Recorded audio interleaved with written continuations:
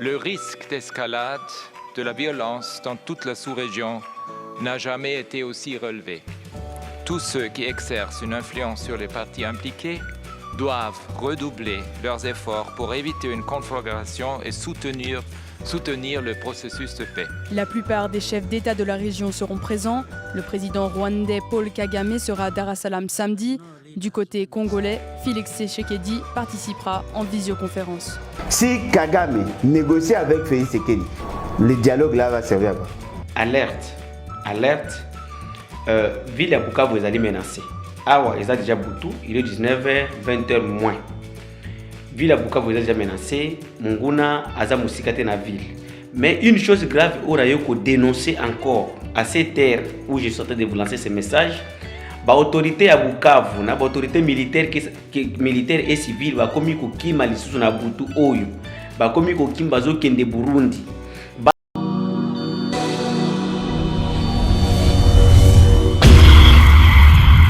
C'est une nouvelle chaîne chez vous, Espoir Henri, Kassima TV. Abonnez-vous massivement. Tous les fans de Maman Tatiana, Bino Baibonyama, Tosombi Tinyamakani. Ma éducation politique ya kitoko.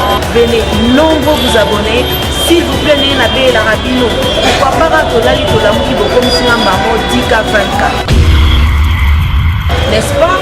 Et aussi en africain parce que seul soutien, on a ces cabinets ezali pour s'abonner massivement ici. Ezali kambo ya professionnalisme. Olingaka musique, olingaka politique, olingaka nyonso. Awa, tokobanda kolobela ba sujet tout. Iko quel non, n'est-ce pas?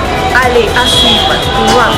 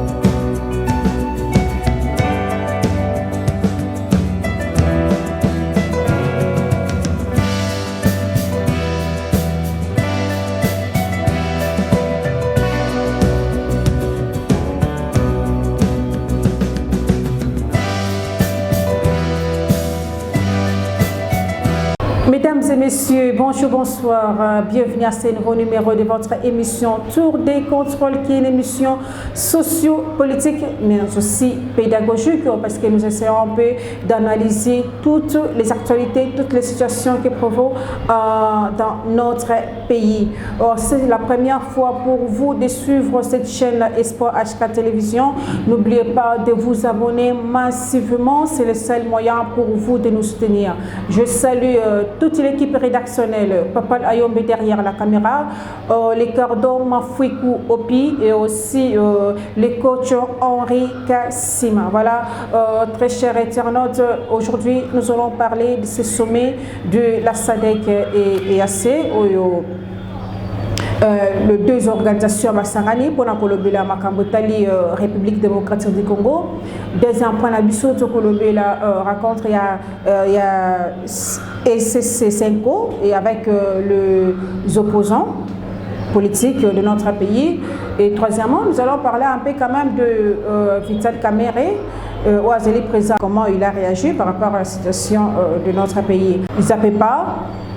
Restez branchés pour suivre tous les détails dans cette émission.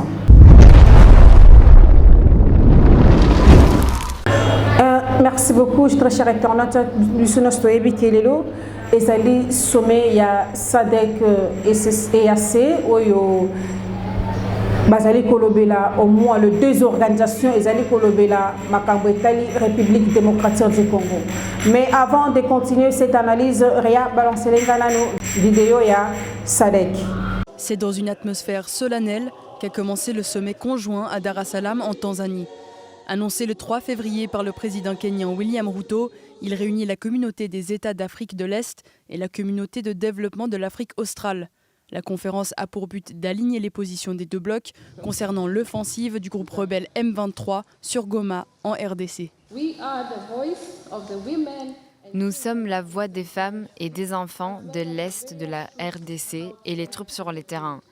Nous avons donc grand devoir d'interpeller les parties au conflit pour qu'elles donnent une chance à la paix. Tous deux souhaitent éviter un embrasement régional, évoqué notamment vendredi par le haut-commissaire des droits de l'homme, Volker Turk. Le risque d'escalade de la violence dans toute la sous-région n'a jamais été aussi relevé. Tous ceux qui exercent une influence sur les parties impliquées doivent redoubler leurs efforts pour éviter une conflagration et soutenir le processus de paix. En Tanzanie, l'enjeu est de taille. La SADC et l'EAC ont des vues différentes sur la solution au conflit. L'EAC, elle, prône des négociations directes entre le gouvernement de la RDC et le M23. Jusqu'à présent, le président congolais Félix Tshisekedi n'en veut pas entendre parler. Kinshasa a d'ailleurs fait remplacer la force d'interposition de l'EAC par celle de la SADC. Les réunions des 2 prochains jours devraient déboucher sur des solutions très concrètes et progressives, avec des résultats clairs et des plans de mise en œuvre. La plupart des chefs d'État de la région seront présents. Le président rwandais Paul Kagame sera à Dar es Salaam samedi. Du côté congolais, Félix Tshisekedi participera en visioconférence. Tolandi Bissonyoso raconte il y a SADC et AC. Ils allaient 2 organisations et se réunir aujourd'hui pour la Matali. Situation sécuritaire, il y a Est de la République démocratique du Congo. Mais, Nakati a sommet, tu as remarqué l'absence, il y a président de la République démocratique du Congo, Moukatombolo Félix Antoine Tshisekedi. Alors, lui qui a Koyate, a suivre en vidéoconférence. C'est la première ministre, Judith Soumine, qui a représenté. Est-ce que ça c'est un sabotage? Est-ce que le président a compris que dans le sommet, on a rencontré à SADC et AC? Et là, comment on a loué Kobimate? Raison pour laquelle il a dit peut-être que nous avons mieux de suivre ça en vidéoconférence. Est-ce que ce n'est pas pour lui aussi la manière de répondre à Kagame que l'autre fois aussi, dans le sommet à Luanda, les 2 chefs d'État, Kagame a Kate, mais notre président qui est présent dans le sommet. Est-ce que ce n'est pas une façon aussi pour répondre à Kagame que lui aussi il est mécontent de tout ce qui se passe à l'est de notre pays? Est-ce que dans ce sommet, tous la ligne Malunga, ligne Kobima? Parce que les gens de l'Union africaine, à part l'Afrique du Sud peut-être, des gens qui défendent peut-être RDC, mais tous les autres pays, et tous nous poussaient seulement à négocier avec le M23, avec le groupe rebelle. Mais les lots qu'on a rencontré dans le sommet où il y a SADC et AC, est-ce qu'il va causer une résolution nulle? Est-ce qu'il va imposer au Rwanda à troupe sur le sol congolais? Est-ce qu'il va encore pousser le président de la République à négocier dans le groupe rebelle? Est-ce qu'ils vont toujours marteler sur cela? Ou bien pour changer quand même non, cette fois-ci, c'est trop. Rwanda va imposer Rwanda à la troupe sur le sol congolais. Voilà, très cher Internet. L'analyste politique Alain Bolodjoua a zali opposant. Tant que Tata Milimo, il y a 5 ans, on a SSC Basangani pour la Koluka. Kobimisa mboka na biso na crise oyo eza koleka. Pour kobimisa mboka na biso na pasi. Tout le monde qu'aujourd'hui la RDC est agressée injustement par l'armée rwandaise. Batata Milim Bavanda Kikimiatin, malgré qu'il est qualifié qui bango ba politicien en Soudan, opposant Nzala. Mais parce qu'il s'agit de l'intérêt national, c'est parce qu'il s'agit de la cohésion nationale, Batata Milim Bavanda Balobi que non, on doit quand même sauver ces pays. Bah proposer qu'il a une rencontre avec toutes les classes politiques. Il y a RDC. Tomoni, Ndengeni Bakei, et pas Alain Bolodjoa, Bakei, pas Délice Sanga, Bakei, pas Martin Fayoulou, et puis les autres. Mais avant de continuer cette analyse, Réa balancer nos vidéos à Alain Bolodjoa. Suivons ensemble. Si Nanga prend Bukavu, prend Kisangani, pourquoi doit-il négocier avec Félix? Si Kagame négocie avec Félix Sekedi, le dialogue là va servir à quoi? Nalobara Nabino, Félix Sekedi, c'est une malédiction. Bondi ma Félix Sekedi à l'écarter. Tant que Félix Sekedi sera considéré comme président, tout dialogue n'aura pas de sens. Biso Sigo, le lobozo obligé, Biso tout faire sur la pointe. Mais fallu la proposer, mais tout faire sur la pointe. Ce qui nous manque, c'est l'organisation. Nous avons des dirigeants de mauvaise qualité. Pourquoi te perdre de Goma? Et pourquoi Basilika pour te perdre de Goma? Bunagane à Congote. Il faut que chacun établisse sa responsabilité. Chacun sera sanctionné par rapport à ce qu'il a fait. Félix Sekedi a négocié jamais Gatika. Maintenant, Félix Sekedi a eu courage, qui a démissionné et tout ça. Force. Vous avez regardé la vidéo? Dans cette rencontre, Bolodjoa dit que il n'y a aucune garantie dans la rencontre. Parce que Félix Antoine Tshisekedi a respecté l'accord. Donc bon, depuis l'époque, c'est comme si c'était un président. Kassavou Bouna Lumumba, négociation ici m'a toujours été. Il y a un autre qui Lumumba est là Koufa.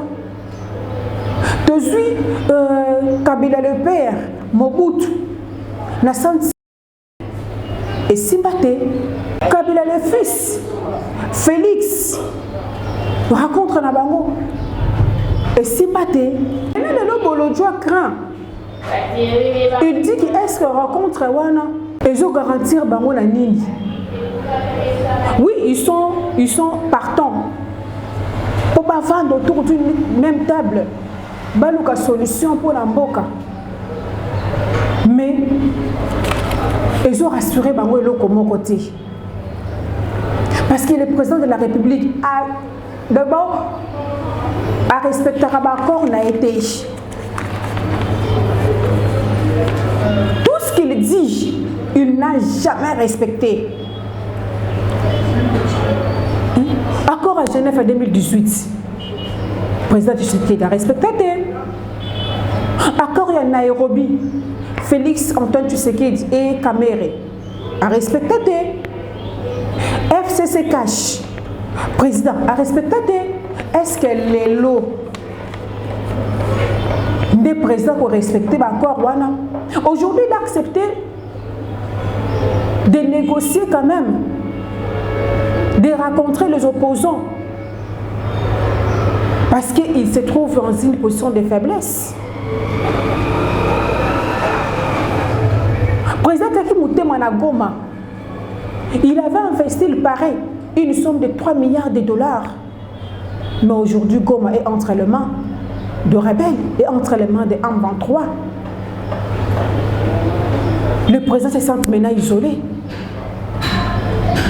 Ami Monique et Misika Matsaki Mote Mananga Ezalaki Goma, le logo de Kouéi. Dans la choité, la position dans la faiblesse, il faut que Sangana Baninga. Mais est-ce qu'il faut respecter l'accord Wana? S'il arrive que ce n'est pas mon souhait, je n'en souhaite pas, que Nanga a récupéré peut-être Kisangani, a récupéré Bukavu, est-ce qu'elle a continué Malussus, Nanga, a négocié avec Félix? Et si ce n'est le cas, est-ce que Félix a continué Malussus pour respecter l'accord ou Azali pour signer la Baninga opposition na Seko na SCC? Et ceux qui ont sommé Oyo, imposer qui Kagame, na Katia Goma, importance il y a négociation et cause à la sunine. Est-ce que Félix a condimé le sous? Est-ce que Félix a respecté toujours encore wana? Yango moni Alain Bolodjo azobanga. Yango moni Alain Bolodjo azoloba que non, cette rencontre ne garantit rien. Et je garantir bango ne l'autre côté. Parce que Moutou bazo signé na accord wana a respecter na yango te. Il n'est pas un homme de parole. Aujourd'hui, il peut dire ceci, demain il change. Le Baroko appelle la position de force à négliger na yango, à boire ici yango. Mais cette fois-ci, est-ce que le président va respecter encore na question mark. Mon équipe qui ba imbo kaming ba banda koloba que bata union sacrée bazo lobelo comme côté bata union sacrée bazo sensibiliser population pour la guerre. Mais tout le monde a dit quand même que Vital Kamerhe was président plutôt et Assemblée nationale Américain un peu pour réagir. Mais avant de continuer, Réa balancer les éléments à Vital Kamerhe. Parmi les députés, il y en a qui ne savent même pas où se trouve Minova, Nyabibwe et consorts. Quand on vous dit, on vous parle la langue, il faut saisir la gravité de la situation. Je crois que nos amis, d'ici le Kivu du Nord, qui peuvent vous dire que Nyabibwe est effectivement tombé cette nuit. Ils sont à Iousi. Iousi, c'est à quelques milles de Katana. Katana, c'est déjà la ville de Bukavu. C'est pourquoi je vous ai dit, est-ce que nous allons continuer à tourner en rond ou nous allons donner la matière au président de la République?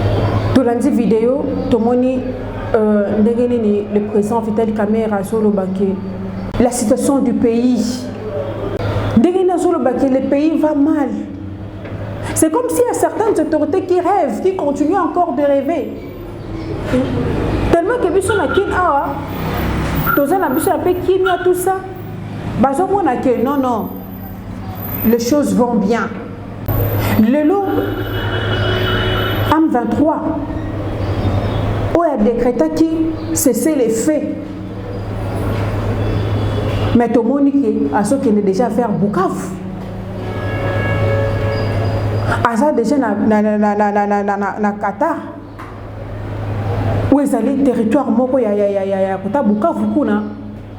Le 1-23 joue avec la communauté internationale, il a blagué avec nous, a décrété cesser les faits parce qu'il que non, il est en position de force, a décrété cesser les faits pour se ravitailler, pour s'approvisionner, pour payer sa munitions.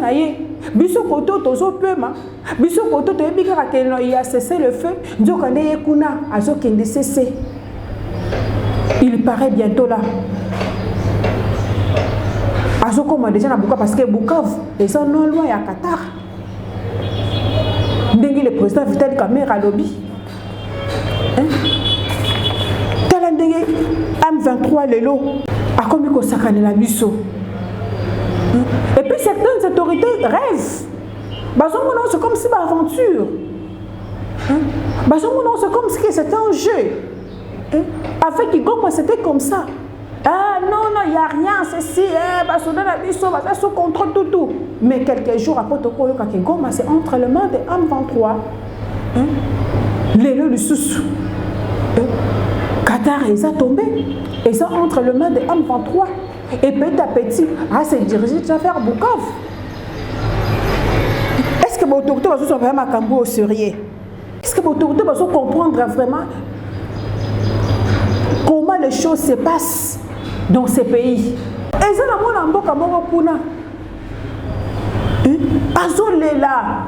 c'est une autorité batelema.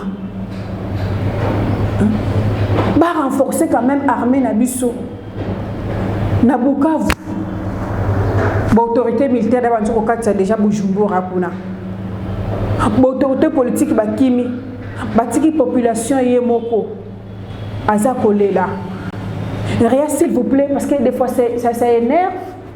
Na motema pasi balance lenga na elema wana ya mwana mobali waza na Bukavu kuna. Mes chers compatriotes, bonjour. Na pesi bino masomboti bisika bozali l'autre zali le 6 février 2025. Alerte. Ville ya Bukavu ezali menacée. Awa eza déjà Butu, il est 19h, 20h moins. Ville à Bukavu est déjà menacée, Munguna aza musikate na ville.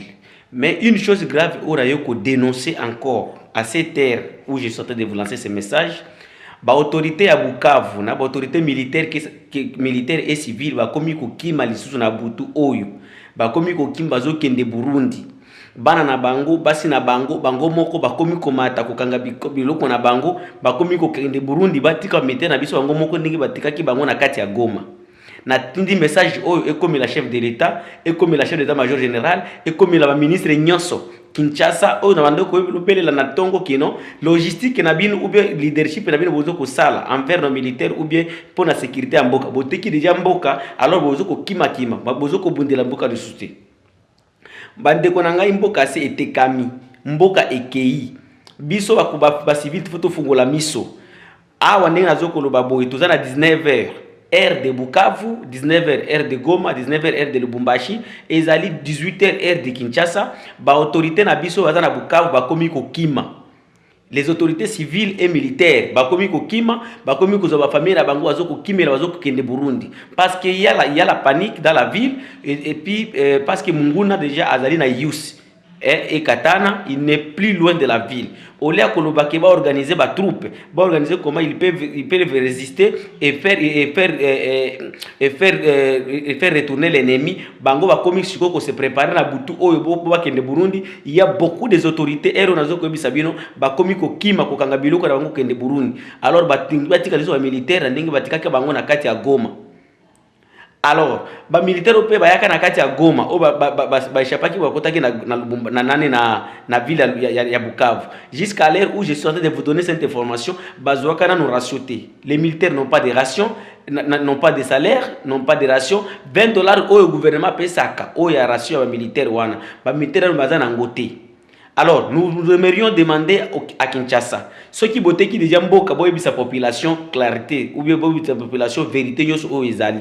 Bino population aveugle que nous sommes, nous les fanatiques que nous sommes. Nos autorités ont déjà vendu la terre de la République démocratique du Congo. Kinshasa ezoko bundaka bitumba na télévision, ezoko bundaka bitumba na réseaux sociaux, ezoko bundaka bitumba na ba intimidation ko intimider population de la vérité.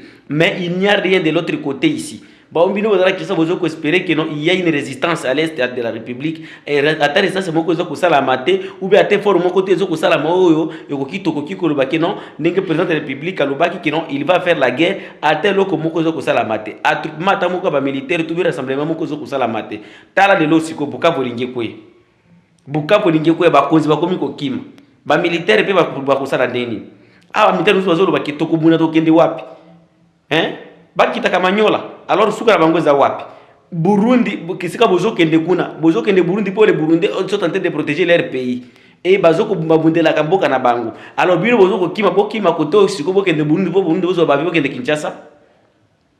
C'est du désordre. C'est du désordre. Message nanga o tambola et comme la Félix Sekedi na Butu Oyo et comme le chef d'état-major Gilles Milambo et comme la autorité nyonso Kinshasa et comme ça ngo non à Bukavu panique et côté libre autorité na biso. Toteki déjà mboka. Parce que population botiki yango na nani. Yango bozo ko blâmer que non boy na boy. Les ennemis qui sont tentés de venir là, ils n'ont pas la force, mais comme vous avez déjà vendu la République, au lieu de dire la vérité aux Congolais, au lieu de dire la vérité à la jeunesse, bino bozo ko kimo ko kanga ba réseaux sociaux pour ba la désinformer. Je viens pour informer toute la population. Nous sommes dans l'alerte. Awa information moko bimi que non ceux qui va mettre ba yaki ceux qui na mai na ya Rusizi va traverser per Rusizi nde yango esali ke ba autorité na biso ba komi ko kima. Information d'abord on tout la confirmation en côté au lieu batala ndenge wa kuzoba dispositif pour ba caler ou bien ba stopper et avancer ennemi wana bango akomi ko kende Burundi siko Burundi kuna nde paradis na bino nde mboka na bino Ceux qui besoin de Burundi, besoin de kuna pour Burundi, besoin de défendre Mboka na bango, besoin de protéger Mboka na bango. J'envoie ce message aussi au président burundais d'interdire toute personne ou bien tout Congolais qui entrera au Burundi à partir de demain matin. Parce que besoin que nous n'avons pas bimakotoyo, qui ne traverser pour la côte Burundi. Il faut que tout le monde ait la boca bisognos. Pourquoi? Alerte dans la ville de Bukavu. L'autorité va comme Kim. Si quoi, banana ko bundela mboka. Botango bozo ya mambongo mboka, tozo mona ba généraux bozo ko bimba na kati ya mituka. Oh ngai, tu me connais toi, tu connais mon niveau. Alerte les pays en danger bozo ko Kim. Ba parti politique nyoso. Oh c'est moi le fédéral du parti ici. C'est moi, je travaille au gouvernorat, je travaille tel endroit. Bokomi ko kindi. Courage à nos militaires, tout le monde de la mboka. Munguna oyo toko betaye, il faut to betaye. Donc il n'a pas la force pour résister contre la population. La population est totalement. Population à Bukavu, totalement, totalement à défendre Mboka. Je suis en train de parler en lingala pour que Kinshasa aille qu'est-ce qui se passe à l'est pour le moment. Donc il y a un grand danger à l'est de la République. Vraiment, je termine par là. Je vais entrer encore dans des contacts pour mobiliser la population, de dire que non, ceux qui m'ont côté, il y a Mouta Machete Azua, Mouta Mbeli Azua, et nos autorités Kinshasa, Félix n'a équipe parce qu'ils ont déjà vendu les pays. Félix et son équipe, ils ont déjà vendu les pays. Le pays est vendu. Dites-nous la vérité. Dites à la population la vérité. Ne coupe pas les TikTok, mais c'est Christophe Osem. Et là, vous êtes aussi complices pour vendre les pays. Merci. Nous avons suivi la vidéo. Tout le monde est là. Population Tikali, Bango Moko. Autorité militaire, autorité politique.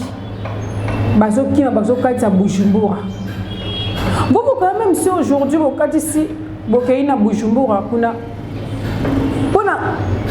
Rwanda a attaqué Bujumbura. Qu'est-ce qui lui manque? Ceux qui ont la RDC, Azobangate, Bisous dans la superficie à 2 345 000 km². Azobanga Koutou Bisous, Bujumbura, ils ont un petit pays. Rester de trouver des solutions. Non, non, nous avons dit que la population est en moko. Les gens qui Goma, ils sont tombés entre les mains de 1-23. Et ça va prendre ma Makambo. Bukavu, ils sont enclavés. Les Goma, ils sont là qui. Au lieu de ce pour te dire que tu es en position de faiblesse. Bandeko va continuer toujours comme le militaire. Est-ce que vous pouvez sauver? Même les munitions na bisoté o ezana na Bukavu kuna. Poto boy to perdre ngo le sundenge to perdre ki ngo na Goma. Parce que zambonge bima ki pour ko sauver les munitions wana. Pour ceux qui le déjà 1-23 encerclé bango déjà ba ko sala ni. Est-ce qu'au lieu de riposter, est-ce qu'il n'y a pas moyen de sauver même la munition na biso? Il y a qu'on sauver pas matériel, il y a qu'on sauver même population ou ça ko kufa tout le temps. Parce que nous partageons le même frontière avec le Rwanda. Bukavu est séparé par la rivière Ruzizi et le village Siangungu. Est-ce que le gouvernement congolais a ébignon Soana? Est-ce que le gouvernement congolais a tiré les militaires dans la frontière pour sécuriser quand même où ils allaient partis à l'est? Ils sont surpris de est-ce que les militaires sont déjà dans la frontière Rwanda? Ils ont Kabola Bisso, ils ont Kabola Bukavu, dans Rwanda. Il y a déjà un plan de guerre. Pour le point, les sous n'a même problème. On a été dingue le logo me pouille. Pour le se diriger déjà vers Bukavu. Tobo il le monsieur comme a dit oh Bukavu c'est entre les mains de 1-23. Il faut déjà que le gouvernement a déployé déjà les militaires. La frontière où ils ont comme la mission dans Rwanda pour tous la surprêter. Il y a certains Congolais qui croient que en Francouna il y a seulement nos militaires qui meurent. Non. Il y a aussi les militaires rwandais au Bakoufa Kapebele. Il y a un journaliste rwandais aussi, à travers une organisation Moko, Bengiango Arc, Urunana ni en Rwanda. Bah relevé dans le journal Moko en anglais The Guardian que depuis 2021 jusqu'aujourd'hui, il y a au moins plus de 6000 militaires rwandais qui sont tombés au front.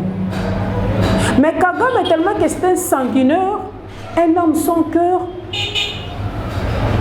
Akunda Kabango na Boutou. Akunda Kabango sans trace de la fausse commune. Et puis dans Akunda Kabango bongo, population est même pas au courant. Alors que les gars a ici peut-être la famille Kala Moutounabina Koufi tout ça, bon organiser même pas Matanga, vous imaginez. Bon les latés. Parce qu'il ne veut pas que le monde sache que non, il y a des militaires rwandais qui meurent aussi au front là-bas. Vous savez combien des femmes, des militaires rwandais, ont dit que là. Donc Kagame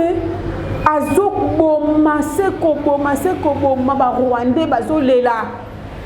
Et grâce même à satellite, ça va découvrir ma Camboada Nyoso. Qui est parti à Frankuna, à sali la fausse commune pour enterrer les militaires rwandais là. Mais aux yeux de tout le monde, non,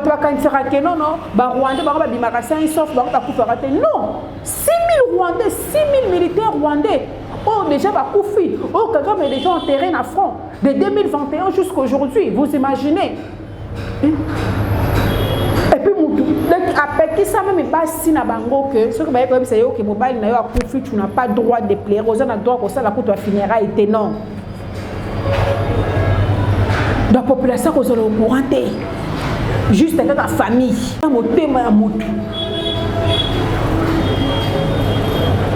mais ce monsieur finira mal. Il finira mal et il est déjà à la fin aussi. La communauté internationale, par contre, peut déjà mis sous. Ami Kanisa qui est les tout puissants de l'Afrique. Ami Monaki, il est là, qui est intouchable. Mais dans la révélation modèle, vous croyez qu'un jour, Kagame, à côté de la c'est il finira toujours par être arrêté. Et il finira mal parce que Makila est comme ce qu'on ganga. Aujourd'hui, le président Tshisekedi organise quand même une nouvelle base arrière à Kisangani. Tous les officiers du commandement de la 34e région militaire, avec leur état-major, les membres du secteur opérationnel, les membres du cabinet du gouverneur du Nord Kivu et du commandement de la police nationale congolais sont en mouvement vers Kisangani. Voilà. Donc après la chute de Goma, Nde Bakonzi Bafongo Limus. Mais depuis que là, vous Goma est enclavé. Depuis que vous Bukavu est enclavé. Il est fait la bino depuis longtemps. Il y a une base arrière na Kisangani. Maintenant, les Lobozela na Goma et quoi ya? Le sous comme déjà qu'on est vers Bukavu. Pour ma canissoana et la bino, besoin base arrière, botiango na Kisangani. Ceux qui m'a canissoana et la cabine depuis Kala. Dès le temps peut-être la situation haute. Dès peut-être le Goma, ils sont toujours entre les mains de FRDC. Mais bien aussi base arrière, beaucoup côté na Butembo. Boté na Bunya, boté na Ituri. Ma fille na Nyosona est enclavée. Et c'est là qui est facile pour la Rwanda attaquer Busso. Parce que toutes ces parties-là, tous ont partagé frontière dans Rwanda. C'était vraiment facile que pour Rwanda a gagné, pour Rwanda a récupéré ma territoire. Mais ceux qui depuis longtemps ma autorité, ceux qui déjà les connaissent, il y a une base arrière côté la Kisangani. Dès peut-être le tour de Makambo, sur le bâtiment. Peut-être que Goma est toujours entre les mains de FRDC. Mais là, les connaissent au Bazui. Pour que nous ayons base arrière, que nous ayons la Kisangani. Et puis, mon Konzamboka, a ça toujours catégorique. À l'objet, na groupe rebelle a négocié na été. Il est serein la décision na yé. Mais espérons bien que l'armée congolaise sera cette fois-ci organisée. Espérons bien qu'ils vont bien motiver les militaires pour il y a que défendre la République démocratique du Congo, notre terre, notre richesse. Merci beaucoup, chers internautes. À vous qui êtes derrière vos postes téléviseurs, vos téléphones, en train de suivre cette analyse. Ce qui nous a été, à la prochaine.